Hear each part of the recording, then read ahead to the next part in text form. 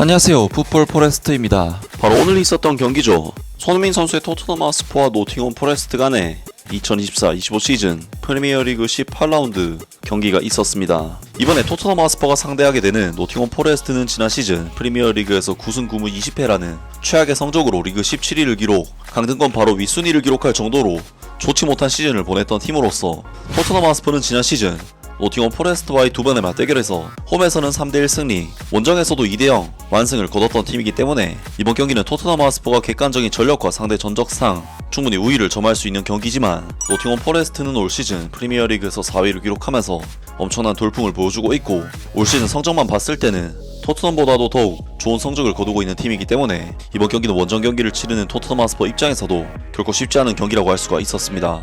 토트넘으로서는 현재 프리미어리그에서 11위 자리까지 떨어져 있는 상황이기 때문에 순위를 끌어올리기 위해서는 반드시 승리가 필요한 상황이라고 할 수가 있는데, 오늘 경기에서 토트넘 하스퍼의 엔젤 포스테코글루 감독은 프레이저 포스터 골키퍼, 제드 스펜스, 라드 드라구신, 아치 그레이, 데스티니 유도기, 파페 마타르 사르, 로드리고 벤탄쿠르, 디안 클루셉스키, 브레넌 존슨, 도미닉 솔랑키, 손흥민 선수까지 이번 경기에서 토트넘 하스퍼는 꽤나 로테이션된 라인업이 가동될 것이라는 전망이 있었고, 실제로 페드로 포로, 제임스 메디슨 선수가 휴식을 취할 시간을 받으면서 제드 스펜스, 브레넌 존슨 선수가 출전 기회를 받았지만, 로테이션이 예상됐던 손흥민 선수는 이번 경기에서도 선발로 출전하게 되면서 역시나 레프트 윙 포지션 자리에서 노팅엄 포레스트를 상대하게 되었습니다.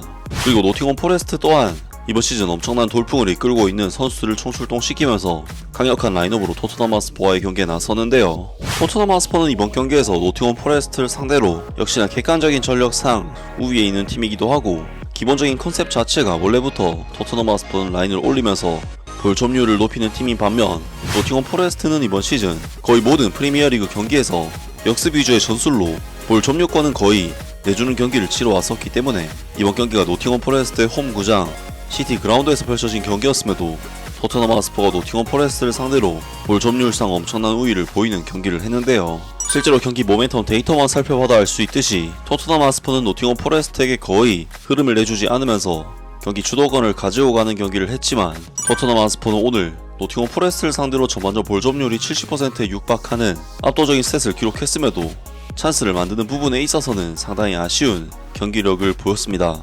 그나마 토트넘 하스퍼는 전반전 4분 손흥민 선수가 페널티 박스 중앙으로 볼을 몰고 간 뒤 한번 접고 슈팅을 시도하면서 유효 슈팅을 기록하긴 했지만, 이후 20분 이상 슈팅 찬스를 만들어내지 못하면서 노팅엄 포레스트의 낮은 수비 라인과 너무나도 좁은 공간을 제대로 공격하지 못했고, 확실히 올 시즌 내내 이러한 컨셉으로 계속해서 경기를 해오면서 프리미어리그 4위까지 진입한 노팅엄 포레스트의 저력을 느낄 수 있었던 전반전 경기였는데요.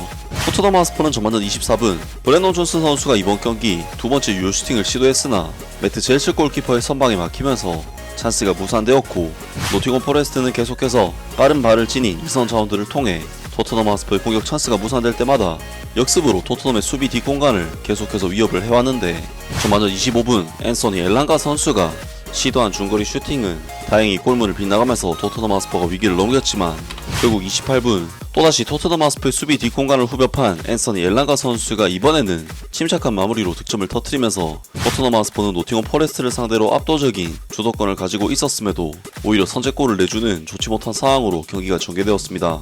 이에 토트넘 하스퍼는 더욱 공격적으로 템포를 올리면서 전반전이 끝나기 전까지 어떻게든 동점을 만들기 위해 노력을 했는데, 전반전 37분 왼쪽 측면에서 볼을 잡은 손흥민 선수가 데스티니 유도기 선수와의 2대1 패스를 통해 노팅엄 포레스트의 측면 라인을 허물었지만 마지막 수비수였던 무릴로 선수에게 막히고 말았고, 전반전 38분에는 데안 클루셉스키 선수가 기가 막히게 내준 볼을 브레넌 존슨 선수가 마무리를 했지만 젤츠 골키퍼의 선방에 다시 막히고 말았습니다. 그리고 39분 최근 코너킥으로 득점을 터뜨린 손흥민 선수는 이번에도 코너킥으로 슈팅을 시도했지만 젤츠 골키퍼의 선방에 막히고 말았고, 전반전 막판에는 손흥민 선수가 강력한 프리킥을 통해 직접 득점을 노렸지만 아쉽게도 역구문을 맞고 빗나가 버리면서 토트넘 하스퍼는 오늘 노팅엄 포레스트와의 전반전 경기를 0대1이라는 아쉬운 스코어로 마무리를 하게 되었는데요. 토트넘으로서는 이번 경기에서 노팅엄 포레스트를 상대로 우세한 경기력을 보이긴 했지만 결국 실질적인 스코어 면에서 뒤처지게 되면서 노팅엄 포레스트가 원래부터 준비해온 플랜에 완벽하게 당해버린 경기라고 할 수가 있었는데, BBC 해설위원들도 토트넘 하스퍼의 좋지 못한 경기 내용에 대해 혹평을 남겼는데요. 토트넘에게는 똑같은 오래된 문제들이 있다. 수비도 못하고 클린시트도 못 지킨다. 그들은 이 경기에서 다시 승리할 수도 있겠지만 노팅엄 포레스트는 정말 정말 좋은 팀이기 때문에 스퍼스는 역습에 당하지 않도록 조심해야 할 것이다. 토트넘이 우세했지만 노팅엄 포레스트의 돌파 속도는 항상 위협적이었다. 10개월간의 가문 끝에 앤서니 엘랑가가 3경기 만에 3번째 골을 넣었다. 정말 침착한 마무리였다. 라면서 토트넘 하스프의 부진한 경기력에 대해 많은 비난을 보냈고 노팅엄 포레스트의 경기력을 칭찬했습니다. 하지만 이번 경기에서 손흥민 선수는 그래도 왼쪽 측면에서 특유의 연계 플레이를 통한 돌파로 재미를 받고 2대1 패스를 통해 상대 수비 라인을 허물어뜨린 장면도 있었고 상대의 파울을 지속적으로 유도해내면서 위험 지역에서 세트피스를 만드는 등 볼터치 기회가 그렇게 많지는 않았지만 경기력적인 측면에서는 나쁘지 않은 경기를 했는데요. 게다가 세트피스에서도 2차례 득점을 터뜨릴 기회가 있었을 정도로 예리한 킥을 보여줬지만 아쉽게도 골문을 빗나가버리면서 손흥민 선수에게 운이 따르지 않았습니다.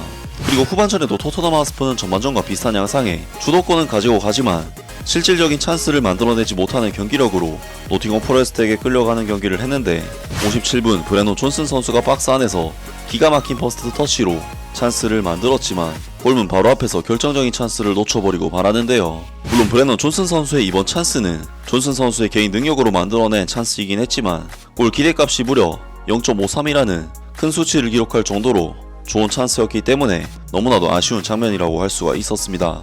이에 엔제 포스테코글루 감독은 제임스 메디슨, 루카스 베리발 두 선수를 투입시키면서 공격적인 변화를 가져가는데 결국 토트넘 하스퍼는 이번 경기 노팅엄 포레스트를 상대로 경기가 끝날 때까지 처음에 경기 분위기를 전혀 바꾸지 못했고 노팅엄 포레스트와의 이번 경기를 0대1 패배라는 아쉬운 스코어로 마무리를 하게 되었습니다.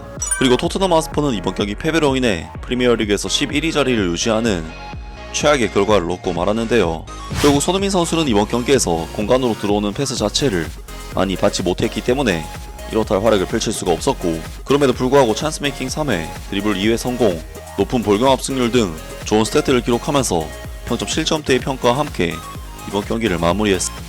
정말 이번 경기는 토트넘 하스퍼가 이번 시즌 내내 보여줬던 내려앉은 수비를 공략하는 데 있어 약점을 가진 토트넘 하스퍼의 한계를 보여줬던 경기였고 친정팀을 상대로 무한한 자비를 베푼 브레논 존슨 선수의 결정력이 너무나도 아쉬웠던 경기였는데요. 토트넘으로서는 이번 시즌 프리미어리그에서 유독 약한 모습을 보이면서 좋지 못한 성적을 거두고 있는데 물론 컵대회 타이틀도 좋지만 리그에서의 성적에 좀 더 집중을 해야 할 것으로 보입니다. 아무튼 오늘 영상은 여기까지고요. 영상 재밌게 보셨다면 구독과 좋아요 그리고 댓글 부탁드립니다. 감사합니다.